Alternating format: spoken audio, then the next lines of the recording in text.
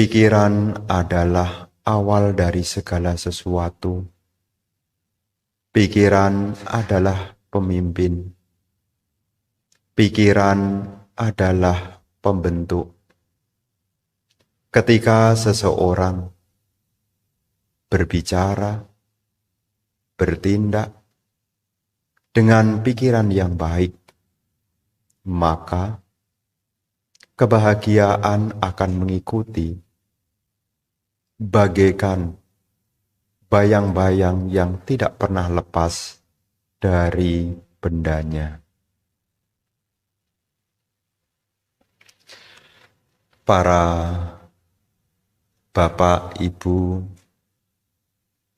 saudara-saudari yang berbahagia, selamat pagi, terpujilah Sang Buddha, Namo Buddhaya. Pagi hari ini kita memiliki satu kesempatan yang baik, yang mana di pagi ini kita bisa menyisihkan sebagian waktu yang kita memiliki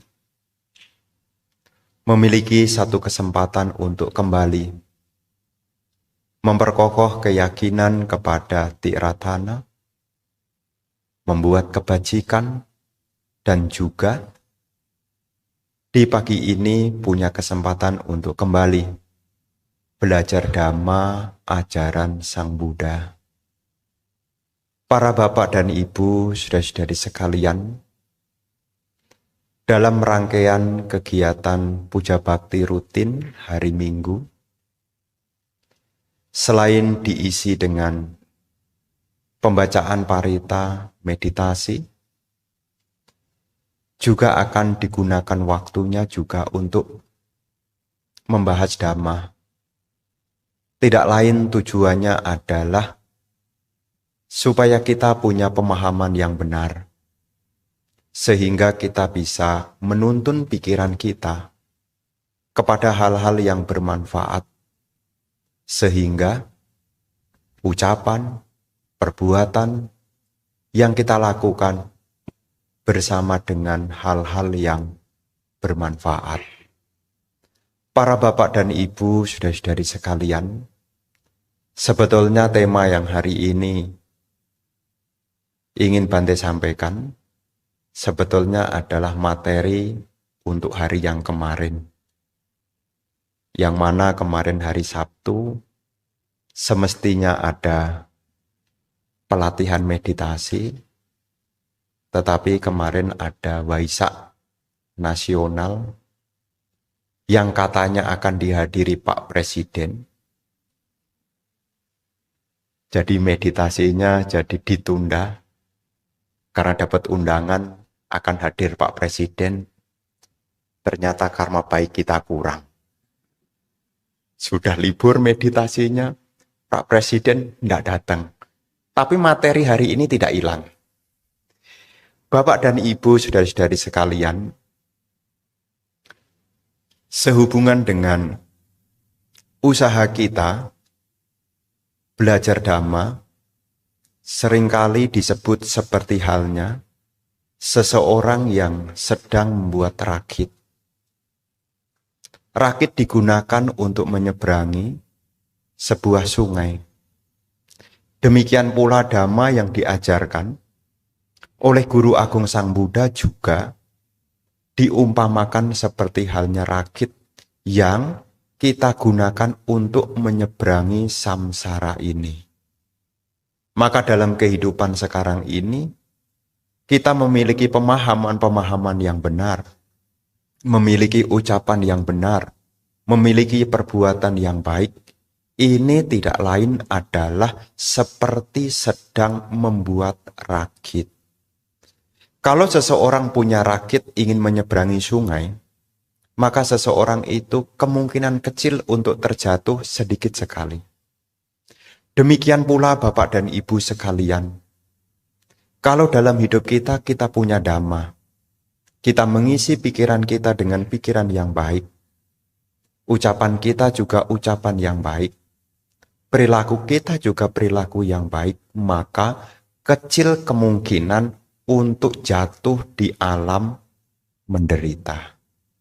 Meskipun kita belum menjadi seorang sotapana, belum menjadi seorang pemasuk arus, tapi bisa diberi jaminan bahwasanya seseorang yang memiliki pikiran yang baik, ucapan yang baik, perbuatan yang baik, tidak mungkin jatuh di alam menderita. Maka pemahaman ini perlu kita munculkan supaya kita senantiasa menjadi orang yang beruntung. Beruntungnya apa? Waktu-waktu yang kita miliki sudah kita isi dengan hal-hal yang baik. Makanya datang ke wihara ini adalah satu keberuntungan. Keberuntungannya apa? Kita punya pemahaman yang baik. Karena dari pemahaman yang baik itu akan melahirkan ucapan yang baik dan juga perbuatan yang baik. Maka mendekatkan diri datang ke wihara adalah usaha yang benar. Jadi kalau ibu bapak datang ke wihara, selain melakukan puja, mengagungkan Guru Agung Sang Buddha, juga akan memperoleh pemahaman yang benar kalau kita juga punya kesempatan untuk belajar Dhamma. Para bapak dan ibu, saudara-saudari sekalian, menyambung dengan yang kemarin, sebetulnya kemarin ada satu topik bahasan dalam sutta, karena biasanya Pak, kalau ODM itu setelah makan siang sampai jam 12 itu digunakan untuk membahas sutta sebelum lanjut meditasi lagi. Apa yang menjadi topik bahasan yang semestinya dibahas kemarin tapi dibahas di hari ini adalah salah satu sutta yang ada di dalam Majjhima Nikaya.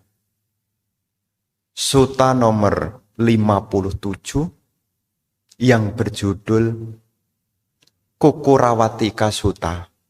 Kukurawatika Sutta, kalau diterjemahkan adalah khotbah yang Sang Buddha berikan kepada seorang petapa anjing. Di khotbah ini, ibu bapak, ini mengingatkan kepada kita tentang pentingnya kita mengarahkan pikiran kita. Apa yang kita arahkan dalam pikiran kita secara terus-menerus, itulah yang akan menjadi apa di masa yang akan datang.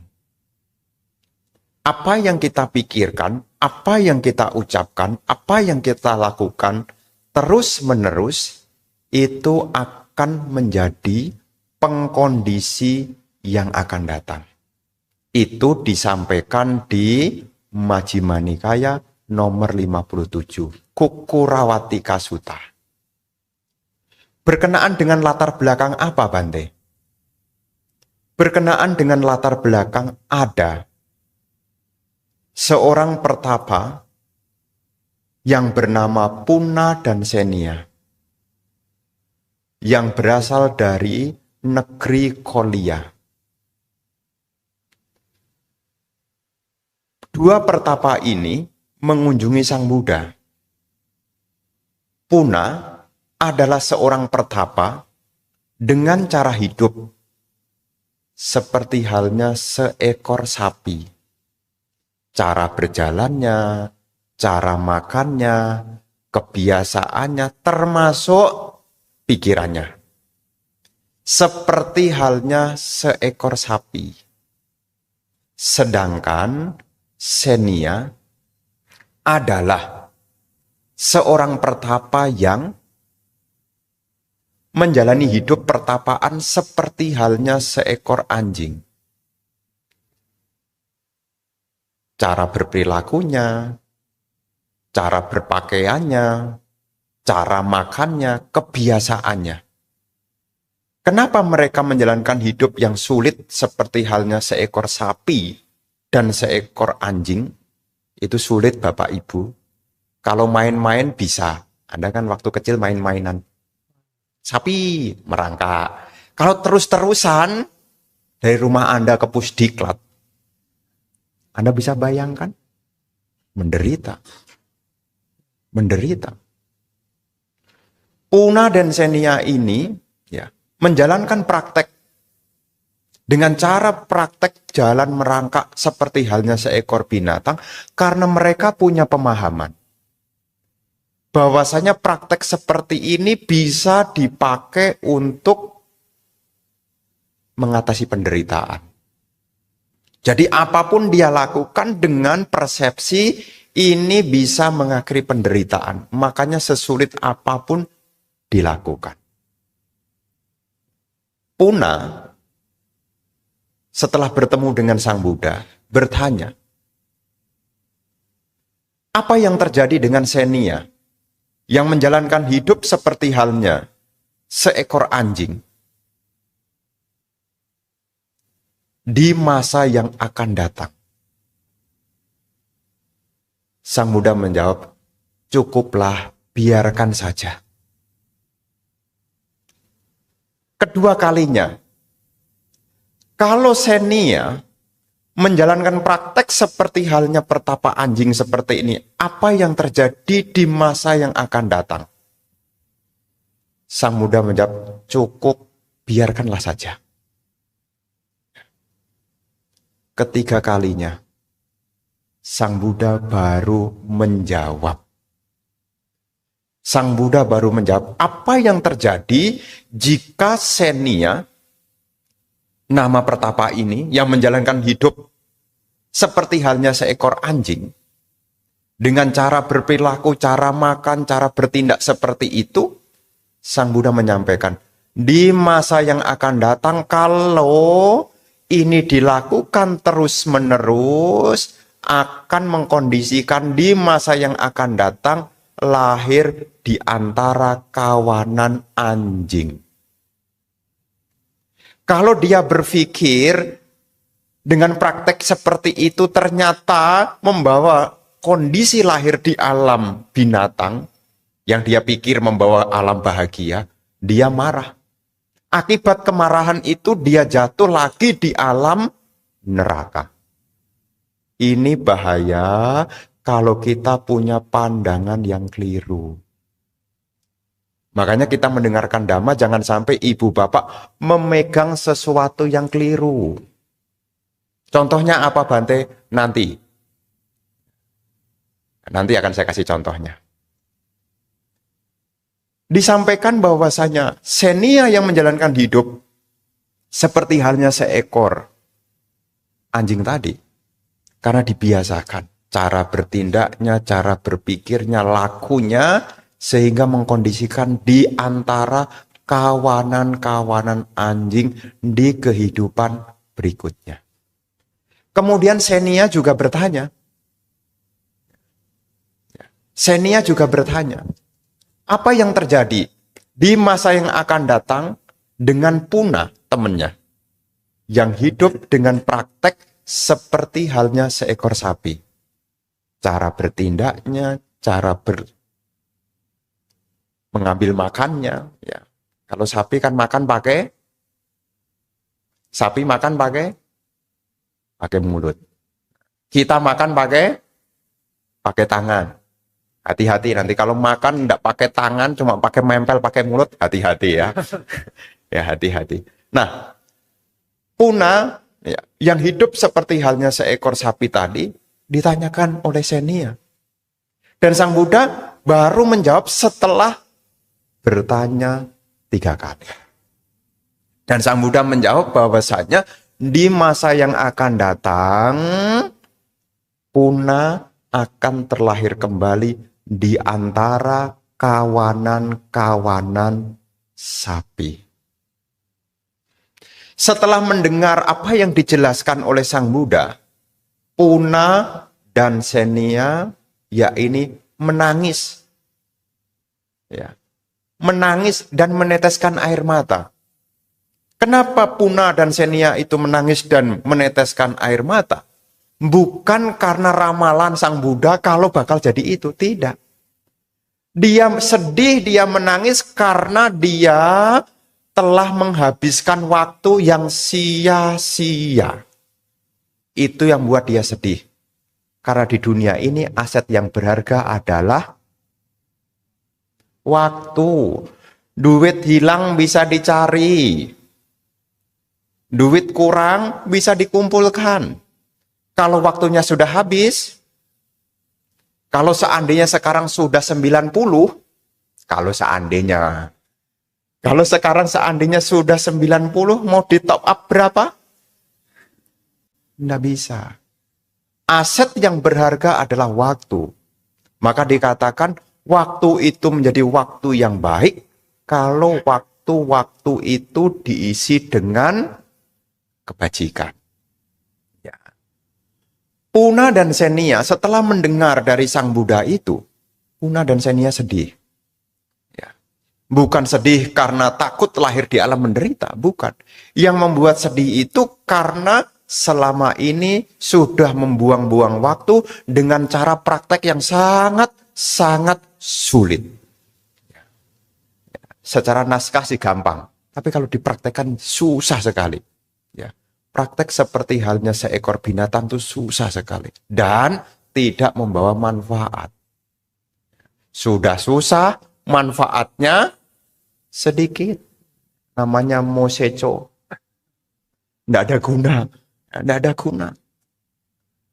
Bapak dan Ibu saudara-saudari sekalian, Puna setelah mendengar apa yang disampaikan oleh Sang Buddha, Puna menyadari dan Puna menyatakan diri sebagai siswa awam dari Sang Buddha. Sedangkan Xenia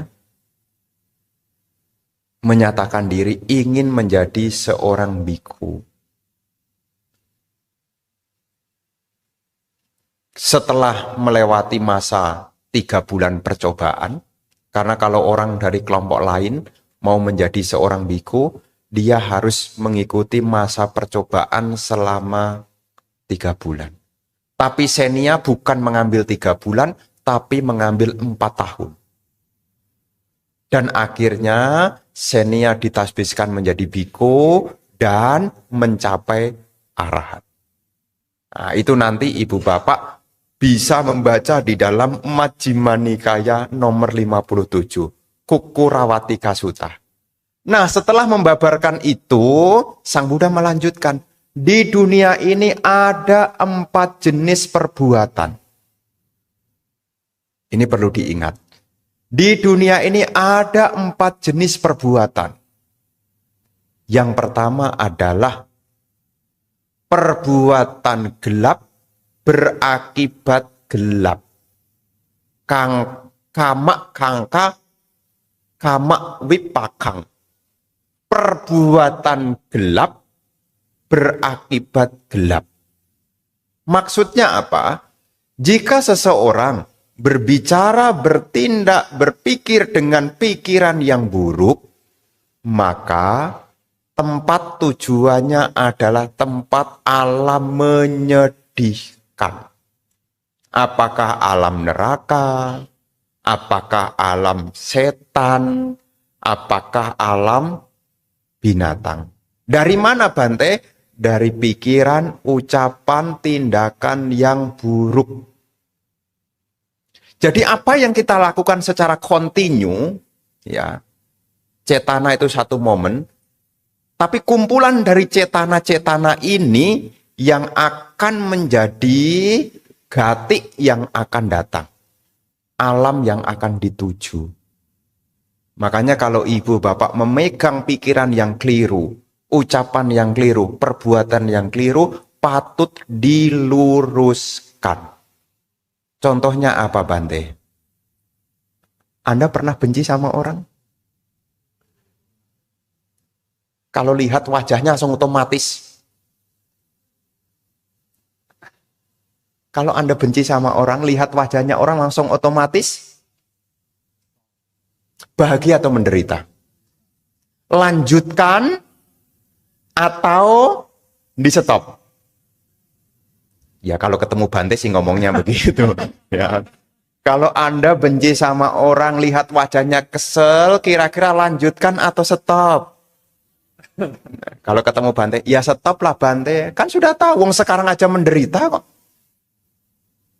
Kan dikatakan perbuatan gelap berakibat gelap. Kalau Anda membenci pada seseorang, ini contoh sederhananya, secara kontinu, berkelanjutan. Kadang-kadang ada orang yang dinasehati. Sudahlah, jangan benci. Kamu tidak tahu sih, rasanya kayak apa disakiti. Udahlah, kamu kan ditipu, barangmu kan sudah hilang, tidak mungkin balik lagi. Kamu sih tidak tahu, ini perjuangan saya. Perjuangan sambil menyimpan kebencian. Apa bahayanya? Apa bahayanya kalau seseorang dalam hidup ini diliputi oleh kebencian? Apa bahayanya? Kenapa Bante menyampaikan ini? Supaya ibu bapak setelah nanti tidak salah alamat. Apa bahayanya? Kalau menyimpan kebencian terus-menerus. Lahir kembali di alam neraka. Di dunia ini sudah kepanasan. Di yang akan datang otomatis kepanasan. Kalau minum teh panas, dimasukkan ke mulut, mulutnya rasanya teh panas dimasukkan ke mulut, mulutnya rasanya panas. Nggak mungkin baru masuk langsung, adem. Nggak ada. Apa yang Anda lakukan sebelumnya akan mempengaruhi berikutnya. Makanya dikatakan perbuatan gelap akan membawa tempat yang gelap. Kondisi yang gelap. Dan itu disampaikan di situ yang pertama. Ada perbuatan jenisnya dari gelap berakibat gelap. Tolong Bapak Ibu yang ada di sini, yang mungkin masih ada sisa-sisa kebencian di masa lalu, tolong segera Sabtu Minggu pertama ikut meditasi. Supaya apa? Ada masa untuk ganti suasana dan memberi input pikiran yang baik. Takutnya kalau sudah benci di rumah terus. Lihat dia lagi, lihat dia lagi. Karena kadang-kadang yang membuat kita benci itu bukan orang lain, orang yang ada di dalam rumah. Lihat dia lagi. Mungkin loh ya, mungkin. Bayangin tuh, ya bayangin tuh. Kalau itu tidak disadari, ya perlu diingat ya, yang namanya faktor batin, yang namanya cetasika, ya, yang menjadi sangkara, setelah pintu indria ketemu objek akan terjadi kontak. Setelah ada kontak akan diikuti oleh perasaan. Setelah muncul perasaan akan muncul sanya, bentukan-bentukan pikiran, dilanjutkan dengan cetana. Kalau cetananya tidak baik, fokusnya ke yang tidak baik, eka gata. Makanya kadang-kadang Anda marah sebetulnya juga konsentrasi juga loh. Anda marah juga konsentrasi juga loh. Ya kan? Marah itu konsentrasi loh. Terus dia. Jadi di pikiran Anda isinya orang yang tidak disukai. Jadi kerja dari karma dan punarbawa lahir kembali dari apa? Yang pertama apa yang kita lakukan. Makanya ada jenis perbuatan dari tindakan yang gelap berakibat gelap. Yang kedua, ada perbuatan yang terang berakibat terang. Kama sukang, kama wipakang. Ada perbuatan yang bermanfaat yang berakibat membahagiakan. Kalau ibu bapak nanti, ya ada waktu, ada kesempatan, ya bagus sekali ya. Kan sudah punya HP semua. Ada Google Shot. Nah, kisah Dewa Saka. Atau kalau enggak, Ketik aja. Maga Saka. Ya. Kenapa kok Bante suruh searchingnya Maga Saka? Karena sebelum menjadi Dewa Saka, dulunya seorang pemuda yang bernama Maga. Nanti ceritanya panjang. Supaya terinspirasi, lahir kembali di alam yang bagus. Karena kan saya bilang, mau cepat-cepat mencapai Nibbana, katanya kan belum. Mau lahir kembali? Mau lahir kembali? Mau mencapai Nibbana? Mau mencapai Nibbana?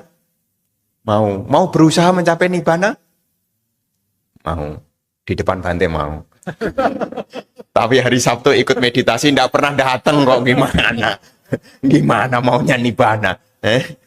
Ya. Yang mungkin, ya makanya di dalam Anupubikata ini Dhamma awal untuk berumah tangga, nomor 3 kan isinya surga.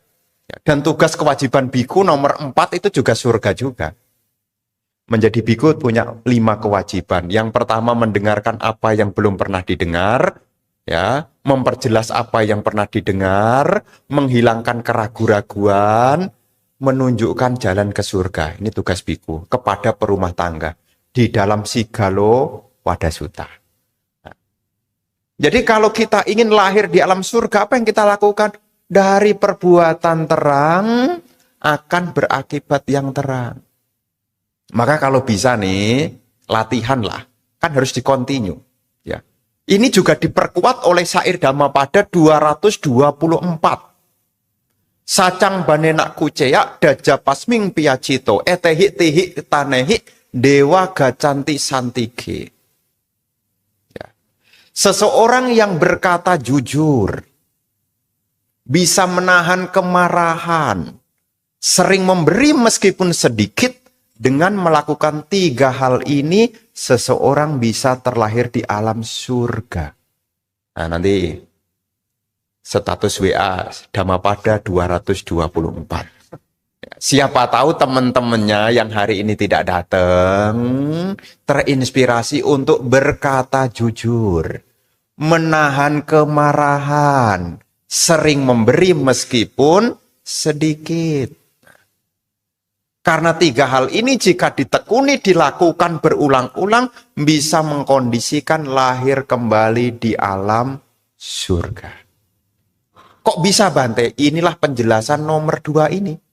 Perbuatan terang berakibat tempat yang terang. Pemuda maga ini kalau ditanya orang zaman dulu, apa yang kamu lakukan pemuda maga? Pemuda maga selalu menjawab, saya sedang meratakan jalan menuju surga. Jadi nanti kalau datang ke wihara, ikut meditasi, ikut puja bakti, ditanya sama temennya, rajin amat kamu ke Pusdiklat, sedang meratakan jalan menuju ke surga. Itu pangeran pemuda maga itu ditanya begitu jawabannya, nanti kalau membaca ya, itu ada kisah di itu. Ini adalah dari perbuatan terang berakibat terang, ya, akan terlahir di alam dewa. Ya. Makanya namanya Saka, dari kata suka. Suka itu membahagiakan. Perbuatan yang dilakukan selalu membahagiakan, memberi manfaat, membahagiakan, memberi manfaat. Maka lahir kembali menjadi pemimpin di surga Tawatingsa dengan nama Saka. Dulu dia melakukannya sendirian. Ya, bersihkan jalan sendirian. Kalau ditanya orang, bersihkan apa? Apa yang kamu kerjakan? Sedang meratakan jalan ke surga. Ketemu lagi, apa yang kamu lakukan? Yang lain ada sibuk-sibuk dengan urusan sendiri, kok kamu ngurusin orang lain? Sedang meratakan jalan ke surga. Sampai akhirnya terkumpul temennya yang berjumlah 33, semua total 33. Namanya Tawatingsa. Alam dewa 33. 33 itu satu dirinya, 32 temennya. Nah, itu juga akibat dari mana? Perbuatan terang. Makanya sebisa mungkin di rumah, kalau pikirannya kacau, ya di rumah nih, kalau pikirannya kacau, banyak tenangnya atau banyak kacaunya? Kalau di rumah gelisah, kalau di rumah khawatir, banyak tenangnya atau banyak khawatirnya? Banyak bahagianya atau banyak menderitanya? Digubuk bahagia atau digubuk derita? Nah, kalau di rumah, daripada pikirannya diliputi kebencian, kejengkelan, di rumah santai duduk, doakan dalam hati. Semoga saya berbahagia. Semoga semua makhluk berbahagia. Diulang-ulang. Ya, diulang-ulang. Nanti Anda akan berkembang dalam pikiran yang baik. Anda tekunilah. Semoga saya berbahagia. Semoga saya berbahagia. Ditekunin. Ya, semoga semua makhluk bahagia. Semoga makhluk bahagia. Ditekunin. Kalau pikiran Anda tekuni dengan pikiran bahagia, hidup Anda akan tenang. Hidup Anda akan tenang. Anda bekerja pun juga akan dengan maksimal. Kalau Anda mengerjakannya juga dengan bahagia. Makanya di dalam, nanti kalau topik meditasi ya, samadhi adalah citasa ekagata. Samadhi adalah ketenangan batin. Citasa ekagata, pikiran yang terfokus. Sebab terdekat dari samadhi adalah sukha. Ya, makanya kalau Anda di rumah baru duduk sebentar kok tidak tahan, Anda ingat bahagia. Bahagia. Bahagia. Kenapa? Karena sebab terdekat dari ketenangan adalah kebahagiaan. Perbuatan terang berakibat terang. Lahir kembali di alam surga. Yang ketiga, ada perbuatan gelap dan terang berakibat gelap dan terang. Apa maksudnya perbuatan gelap dan terang ini? Ya, satu sisi kadang-kadang pikirannya baik, kadang-kadang pikirannya tidak baik, kadang-kadang ucapannya menyejukkan, kadang-kadang ucapannya memanaskan, kadang-kadang perilakunya bermanfaat, kadang-kadang perilakunya tidak bermanfaat. Kalau yang seseorang itu lakukan gelap dan terang, akibatnya adalah gelap dan terang. Kalau perbuatan gelap berakibat terang, kalau perbuatan gelap berakibat gelap itu lahir di alam menderita, perbuatan terang berakibat terang lahir di alam bahagia.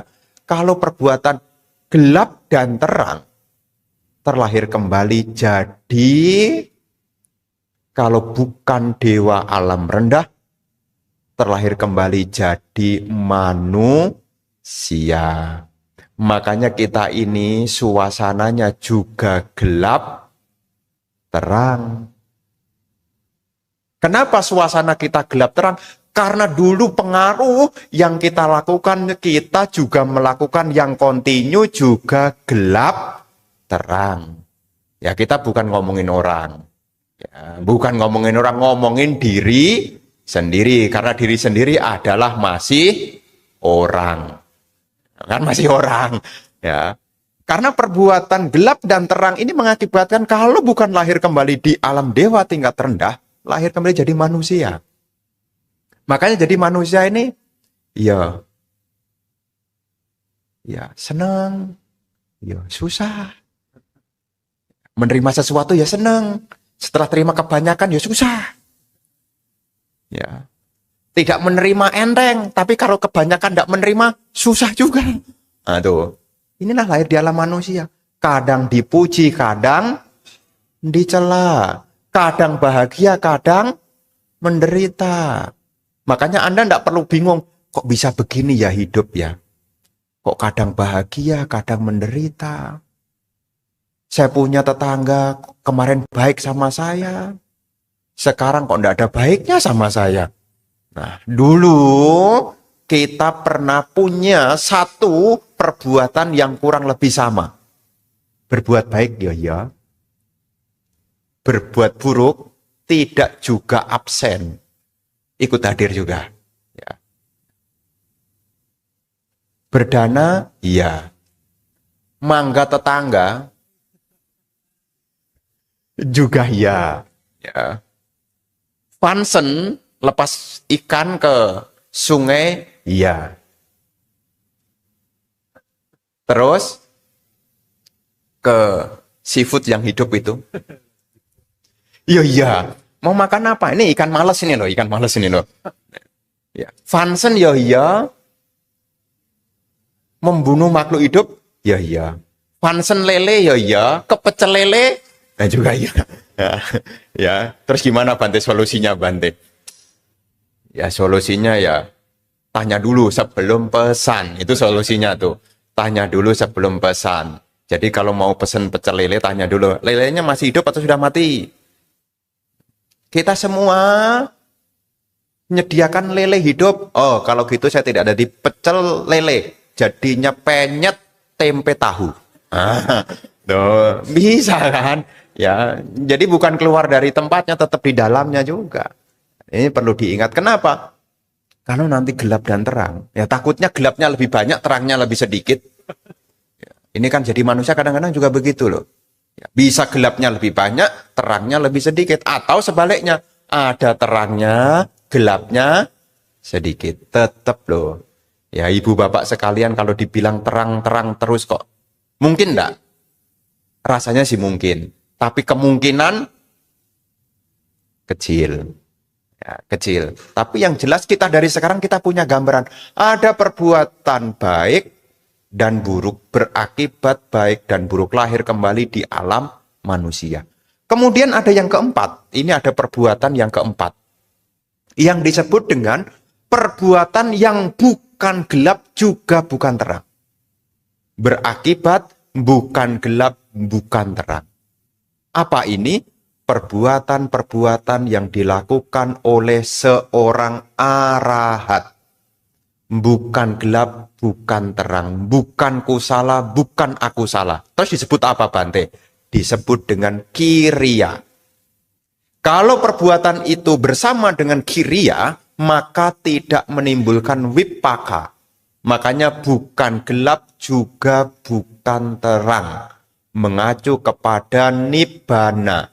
Lenyapnya loba dosa moha, itulah nibbana.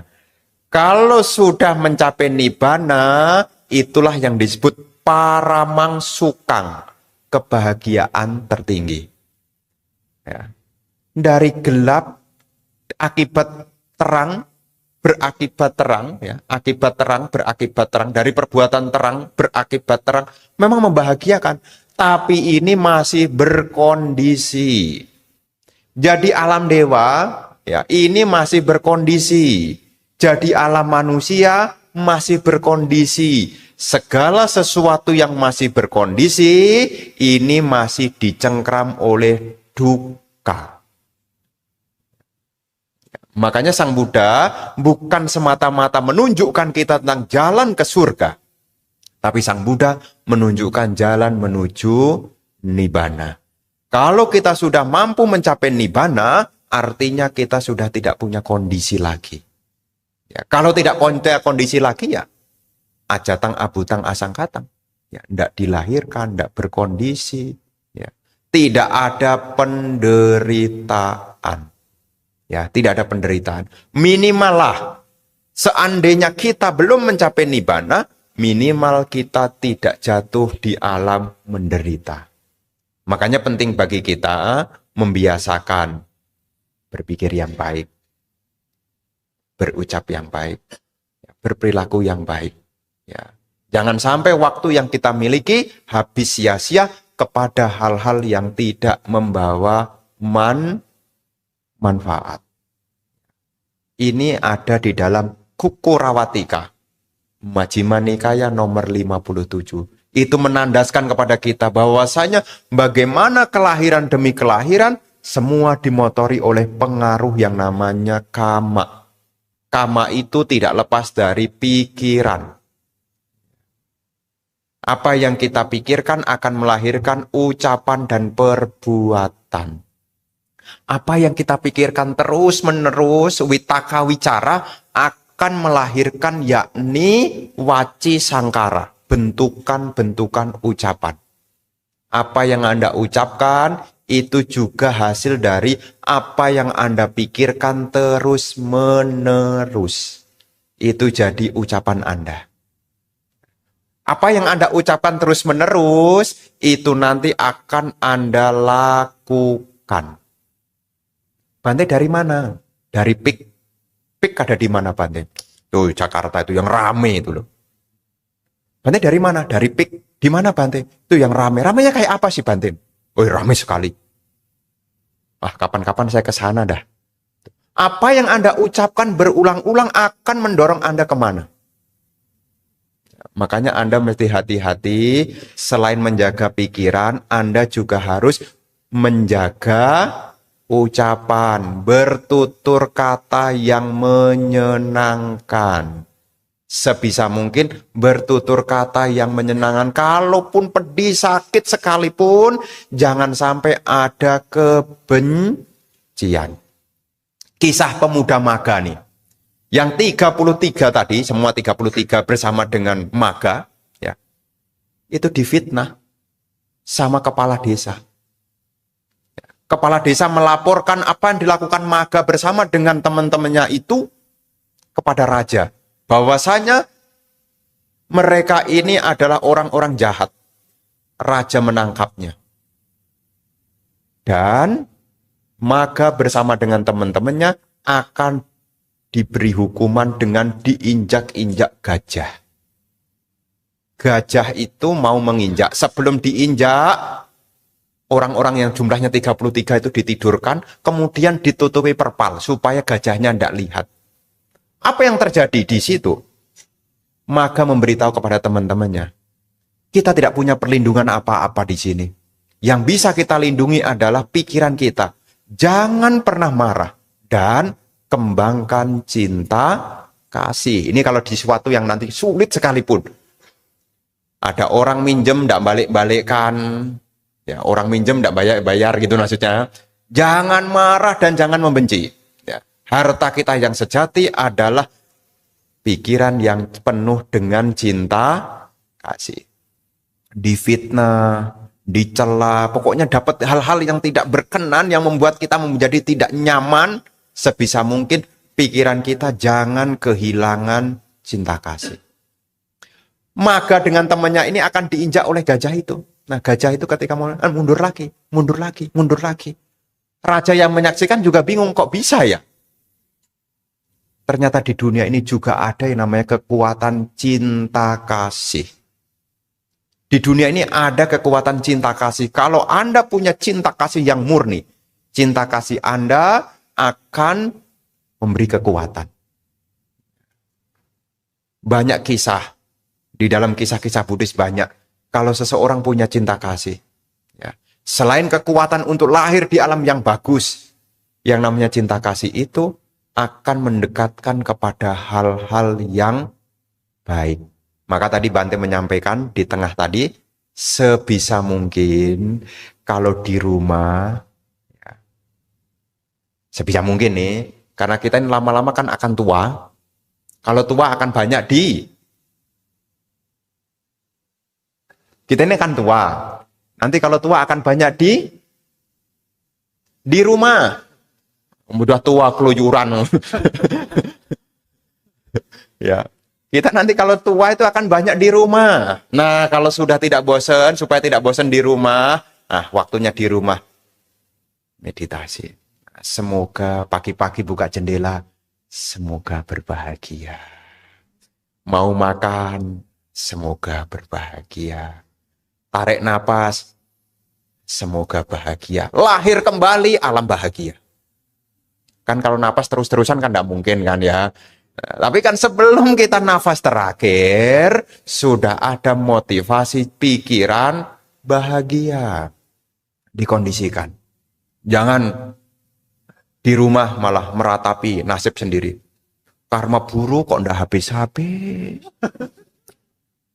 Saya dulu udah susah, sekarang tua banyak penyakit. Aduh susah. Kok bisa hidup saya begini? tolong jangan diikuti. Ya, ya. Karena saya ketemu orang itu, saya baca parta ke rumah orang, dia tanya, Bante, karma buruk saya ini habisnya kapan, kata dia. Tapi orangnya sudah meninggal sih. Ya. Dia sudah sakit 14 tahun. Ya, saking dekatnya dia suka cerita. Saya sudah menderita 14 tahun. Karma buruk kok enggak habis-habis ya, Bante. Saya bilang sabarlah. Sabar. Saya enggak punya ilmu apa-apa selain ilmu sabar. Ya, sabar. Sabar, Pak. Setiap kali ketemu begitu, Bante, perasaan saya ini anicca loh, Bante. Timbul dan tenggelam. Banyak tenggelamnya daripada timbulnya. Ya. Terus udah latihan cinta kasih. Latihan cinta. Ah, bapak dan ibu juga sama. Kita nanti pelan-pelan akan tua. Kalau tua waktunya banyak di rumah. Ya. Dan ketika banyak di rumah, ya, kalau sekarang masih muda nih, Anda kan masih muda nih sekarang nih. Anda bete di rumah, Anda bisa keluyuran. Keluyuran, karena kakinya masih kuat. Nanti kalau sudah tua, mau keluyuran kemana? Berdiri aja udah susah. Satu-satunya harta yang bisa kita rawat adalah pikiran kita. Nah, duduk. Semoga berbahagia. Belum berangkat kerja, masuk ke mobil, namo tassa 3 kali. Semoga saya berbahagia. Semoga sama makhluk berbahagia. Kapan hari saya ditanya orang, doa naik pesawat apa, Bante? Ya, saya ditanya umat, doanya naik pesawat apa, Bante? Karena belakangan ini pesawat kan ada berita ini, berita itu. Dia tanya, doanya apa, Bante? Namo tassa 3 kali. Terus, sabe sata bhavantu sukitata, semoga semakhluk berbahagia. Umatnya pinter. Referensinya di mana, Bante? Itu kan ada di buku pesawat itu. Saya bilang di buku pesawat itu kan ada. Itu kan ada tuh, doa-doa menurut agama. Kan ada tuh, agama yang Islam, yang Kristen, yang Hindu, yang ya termasuk yang Buddha kan ada. Namo tassa 3 kali, sabe sata bhavantu sukitata. Pada baca enggak? Gitu aja masih tanya, saya bilang. Gitu aja masih tanya. Ya, ya. Ada, jadi bagi sekali gitu loh. Kalau seandainya terjadi apa-apa, kita tidak tahu yang namanya karma.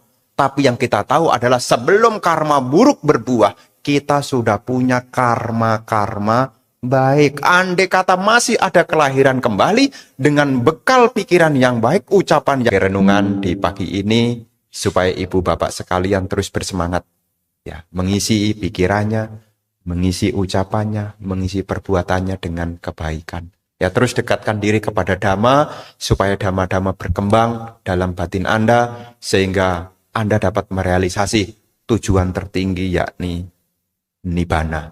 Semoga kita semuanya maju di dalam Dhamma, semoga ibu bapak bersama dengan keluarga senantiasa sehat, bahagia, sejahtera, dan semoga harapan-harapan baik Anda semoga dapat terwujud menjadi kenyataan.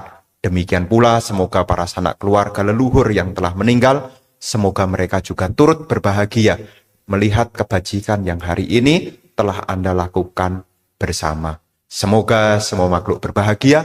Sabe sata bhavantu sukitata. Sadhu, sadhu, sadhu.